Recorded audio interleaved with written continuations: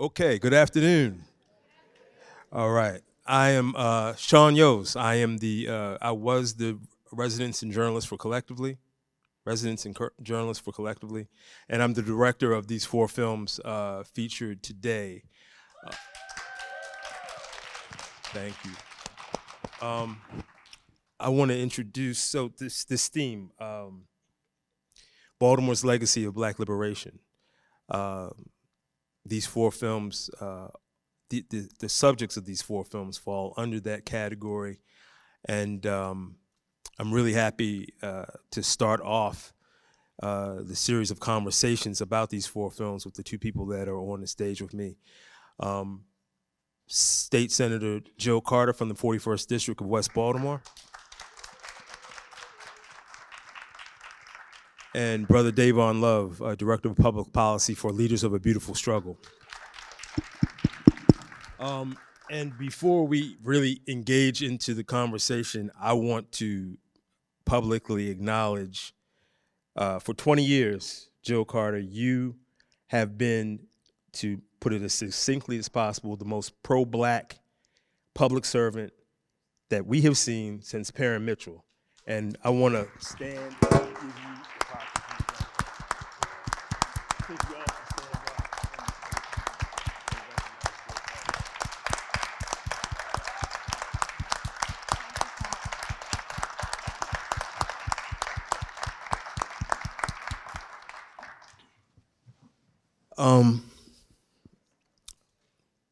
So what are you doing now? I mean, you after 20 years in the trenches, and what are you doing with yourself?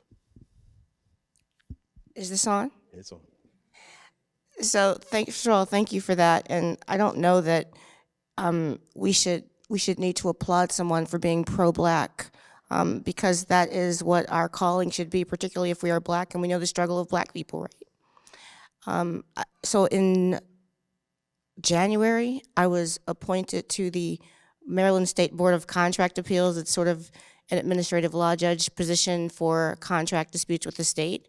It's kind of a change from what I've been doing for the last 20 years, and it's a change I wanted. Outside of being a senator, I also practiced criminal defense for 30 years, and I still am winding that up. But I'm looking forward to an ability to be more involved in community and things that I am truly passionate about outside of public life. Dayvon, you spoke to me, but on the film, you talked about the importance of narrative, and specifically how so much of the narrative is focused on the challenges of the Black community as opposed to what's going on that's for lack of a better term good in our community. I want you to talk to us more about the importance of narrative and controlling the narrative about our people. So a few things, and before I answer your question, just to follow up, one of the things that I think when I first met Senator Carter was then Delegate Carter. One of the things that I was told as LBS was forming was if you wanted to really understand what it was like to do Black liberation work in the context of the political arena, you need to go find Joe Carter, And so, and the way, in terms of tying that into your question, because I think one of the problems with the way that this society has conditioned us to think about Black people in general, and Baltimore in particular, is that most of what we know is like the stories of oppression of Black people, which is important to understand and navigate the society. But we have to understand, like, what are the traditions of resistance and power that Black people have been able to practice really throughout our sojourn here in the Western Hemisphere, brought here as enslaved Africans. And so I think whether we're talking about like, and I have to say this, I think, there is a renewed interest over the past few years, especially after like the George Floyd, Breonna Taylor stuff, where, conversations about racism, talking about things like redlining. And one of the things that, frustrates me sometimes is that it's almost as if when you talk about Black people, in order to be an expert on talking about Black people, you're mastering the sociology of Black people's oppression. You know what I'm saying? And so when I think about, for instance, the Goon Squad, right? And think about like how important it was for the things that they were able to accomplish. You mentioned Parent Mitchell, the minority set-asides, right? And the ability, to the extent that Black folks have had access to some wealth and middle class aspiration, has come as a result of some of the work that Parent Mitchell did, as well as being a founder of Congressional Black Caucus. So there's so many things that, in terms of the history of Black people in Baltimore, just knowing the nature of our oppression isn't enough. And in fact, just knowing that, I actually think makes one unhelpful in terms of pursuing Black liberation, because ultimately what that leads to, when that's all you know, is that we need to be fixed, right? We need some external force outside of our community to fix us, as opposed to using the cultural resources that we have as Black people, but we have to know it. And I think that's, for me, that's part of the challenge, is we have to challenge ourselves to make it a requirement that if we're taken seriously, that we got to know those histories and traditions. Well, and to that point, the segment of the LBS film, Elders and Ancestors, you told us specifically that before you even really started embarking on the work, you wanted to understand, you, Adam, all the members of LBS needed to understand the history of Black liberation, the history of the Black vanguard in Baltimore, and really use that as a foundation. Speak about the importance of that, and also about the fact that you also said to me that many of your peers didn't have that same focus. Talk about that. Yeah. And, saying this is going to make me sound like I'm an old man. Well, I'm the old man. That's what I'm saying. And because I get extremely frustrated, because there's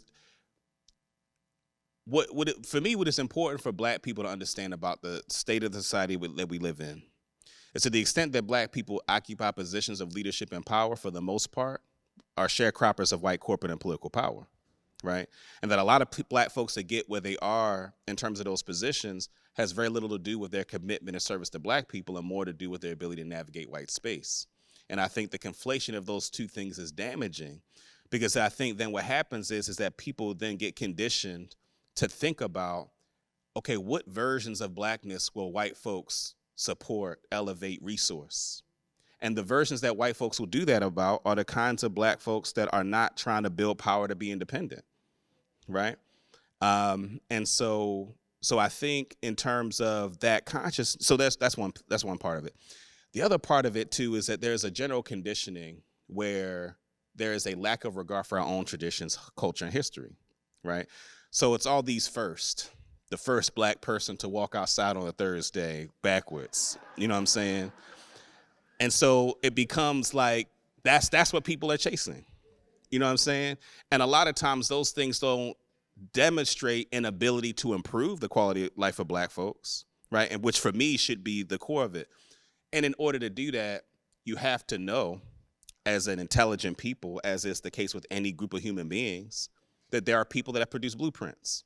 So for me, it was like, okay, I know that folks have tried this. Let me find out what they did so that I'm not starting from zero.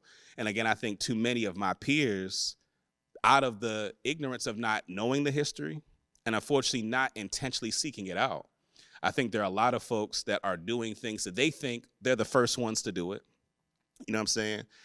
Whereas I would attribute a lot of the success of LBS is that we paid attention to those lessons, right? We paid attention, we studied Walter Carter and his battle with William Donald Schaefer, right? And we were clear that in our attempt to wrestle power, there are networks that are extensions of Schaefer's networks. You know what I'm saying? I'm a real specific example. If y'all familiar with Bob Embry, right? Able Foundation, an extension of that William Donald Schaefer network. You read books about Baltimore, and you read books about the power that he was able to wield. There are people who wouldn't say his name on the record. They wouldn't put their name down to say that they said this about Bob Embry, because of the amount of power that he's been able to wield, over that broad period of time. Too many of my peers don't understand that folks like that have been enemies to Black progress, no matter how nice they are to you, right? They might give you a grant or tell someone else to give you a grant, but folks don't. So all that to say that history is so important if you want to navigate it with a level of like political self-respect and dignity. And I just don't find that a lot of my peers are exposed enough to that history. I think there is something about intergenerational transference of that information, right? And I think that's a challenge as well. But also, I just think it's really incumbent on people to seek it out. Like, there's no centralized place where a lot of it is. So then go find a Joe Carter. You know what I'm saying? Like, go find a Charles Simmons. You know what I'm saying? Go find a Charlie Duggar. You know what I'm saying? Like, go look for them.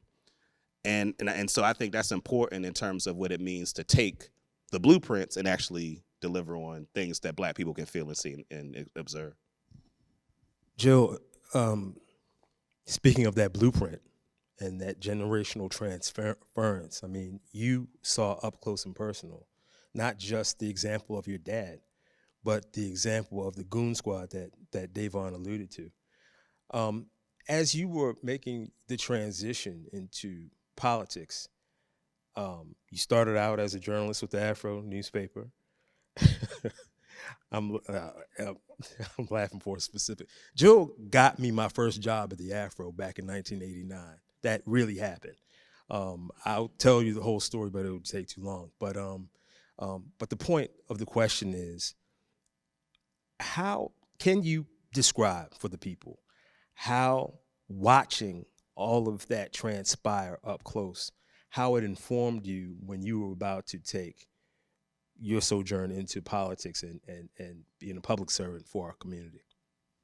Thank you. So, first of all, Sean, I do remember, I know why you laughed, but this is actually kind of funny because I was leaving the Afro as a journalist, and I was at the art museum, and I saw this attractive young Black man around my age, and I said, "Gee, what are you up to? What you doing?" And he said, "I am interested in being a journalist." I'm like, just so happens I'm leaving the Afro and there could be a position. And so that's how that whole thing worked. Just letting you know, there's a human side to me too. I think that I always attributed everything to my father, and so much of it was that.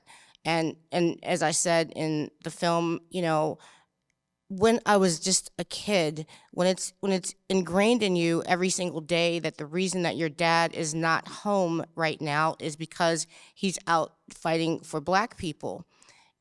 Again, I just said, well, then when he's gone, surely I didn't realize at the time there was such a void. Even growing up, and even when I entered into politics, I still didn't realize so much of what Dayvon said, how there wasn't this sort of transference of information and of our legacy and of history to even my generation, because everybody didn't grow up in the home like I did. Everyone didn't grow up in the belly of the civil rights struggle like I did. Everyone didn't grow up with members of the goon squad meeting in their living room, their dining room is where the meetings were. Everyone didn't grow up like that. So again, I just believe strongly that if there's a lesson or a message from it, it's the importance of continuing to tell our stories like Sean is doing here, because otherwise people won't know. And I think that I want to talk just briefly about the political landscape, because I think that one of the things that is most troubling to me, always has been most troubling to me, is that we as a people, even those of us that believe in Black liberation, seem to have a disconnect when it comes to the people that we elect to political office. We continue to go by race or gender or who we like or who we knew from high school, as opposed to what their true core set of principles and values is based on what you've seen them do before. And so the reason that, and me getting into trouble now, but maybe I can't get into too much trouble anymore, I'm not in office, the reason that we've always had, sorry, I'm just gonna say it, weak Black leadership in Baltimore when it comes to the struggle of Black people is because we have not, with any type of commitment, organization, or mobilization, worked to try to get anyone to hold political office that has those values. We take what they give us. The majority of Black elected officials are selected from some organization, group of people, or some faction of our society, and then put before us as the person that we ought to like or choose And they're not bad people. They're not, bad people that we shouldn't like, but we should not attribute any type of sense of commitment to Black struggle or empowerment to them when there's nothing about their background or even the things that they speak in running for office that would lead us to believe that. And so if there is anything that I want to do, that I want to see change in the city, is that we stop just electing these shallow, hollow, superficial shells of people based on superficial things like what they look like or where they went to school or because they're articulate or speak well. We have to do a better job at selecting our own leaders and representatives in political office.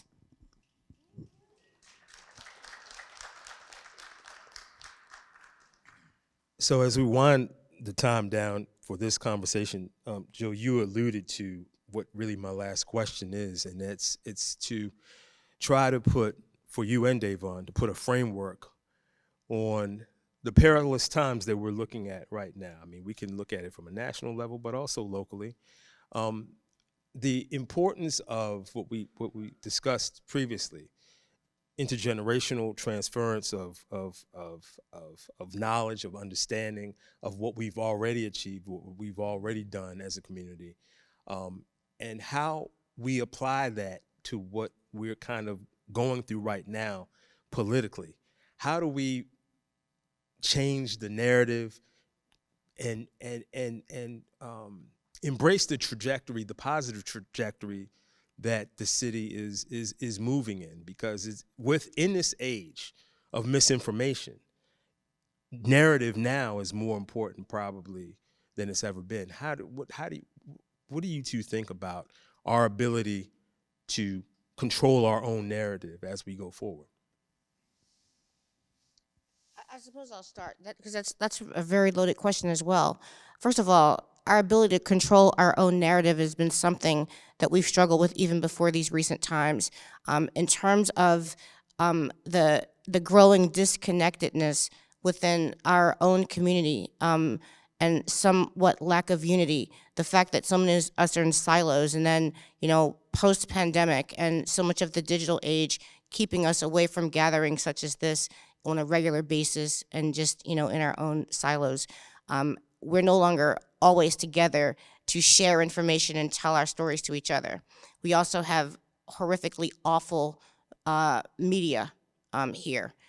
We are in a situation now where the Sinclair Broadcasting Group not only controls Fox 45, which has really began to dominate sort of the news cycles and the news stories in our city, but they also control the Baltimore Sun.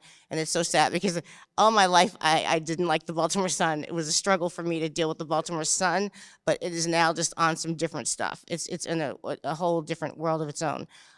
With the Afro, diminished significance of the Afro, the fact that it's so has very few journalists, don't really do a lot of journalism anymore, doesn't cover a lot. It's a very sad state of affairs. WEAA, when I grew up and Sean grew up, we educate African Americans. WEAA was a major source of news and information for our community, but it's diminished, it's weakened, it's diluted. And they don't even go by We Educate African Americans anymore. I'm not even sure what they say WEAA stands for, the voice of the community, I don't know. But we don't have really strong media, which makes it more important for us to find ways to communicate with each other at other levels, because we simply can't rely on the media. But that's just dealing with, you asked about controlling the narrative. It's up to us to do that because we simply can't depend on the media. But the other thing that you talked about is where we are in this country. And all I want to say is actually, because there's so many people that feel so sad, and I see people, they're scared. I get texts from people all the time.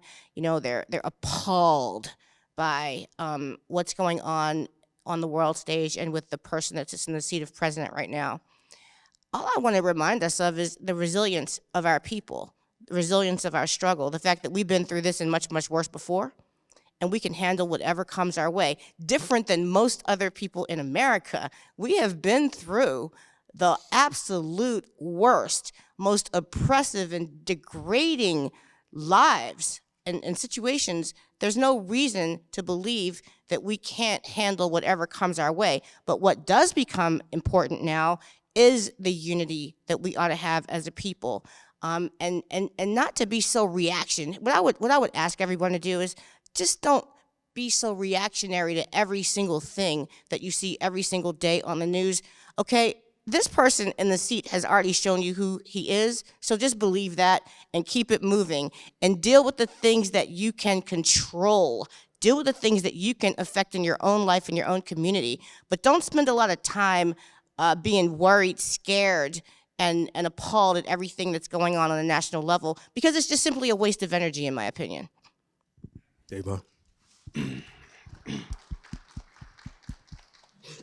So I would say three things. I think the first is it's important to acknowledge the reality that we live in. And when I say reality, I'm not just talking about like Trump being in the White House. America is a plantation, right? Hubert Harry Harrison, the condition of black people prior to the Civil War was chattel slavery enforced by brute force. Post-Civil War, wage slavery enforced by starvation, right? So we live in a society where those who own the economy, mostly white folks, the corporate sector that's able to use their ability to starve folks to control the nature of how people move throughout the world, right? So that is the case regardless of who's president, and so if we're clear about that, then we should order our steps in a way where we're organized, understanding that if we're going to experience freedom, then it's going to be on the basis of us building the mechanisms to practice self-determination and sovereignty. That should be the basis for any struggle for freedom that we engage in. And I think too often the narratives of freedom that, again, mainstream society exposes us to is about petitioning for white folks to recognize our humanity, right? And we need to move away from that as the basis for how we experience and interact with the world. So that's the first thing. The second thing I would say is that there are examples of black folks winning, and we have to anchor our understanding of what's happening on some of those victories. So you look at Baltimore City, that's experiencing a historic decline in homicides and non-fatal shootings. That is the result of historic investments in community-based grassroots violence prevention organizations, right? Black folks going out to the community, engaging folks that are prone to engage in violence. And it is those historic investments in the community that has made that the case. That's something that should be the basis for how we talk about dealing with public safety, right? So we have to celebrate the fact that Baltimore is an example that when you invest in black people, we can win, right? And as was mentioned on the film, the work around reparations. One of the things that we experience a lot when it comes to our reparations work is that for many people, the notion of black people getting reparations seems like so far off.